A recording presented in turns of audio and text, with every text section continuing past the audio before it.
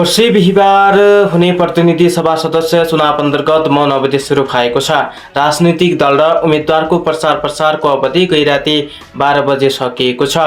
निर्वाचन आयोगले राजनैतिक दल तथा उम्मेद्वारलाई गएको फागुन 4 गतेदेखि गैराती 12 बजेसम्म प्रचारको समय दिएको थियो।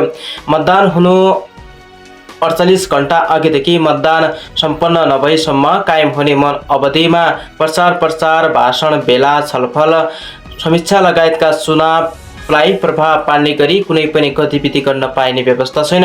मौन अवधिमा मत माग्न, पोस्ट गर्न, चुनावलाई प्रभाव पार्ने गरी हिडडुल लगायतका क्रियाकलाप गर्न नपाइने आयोगले जनाएको छ।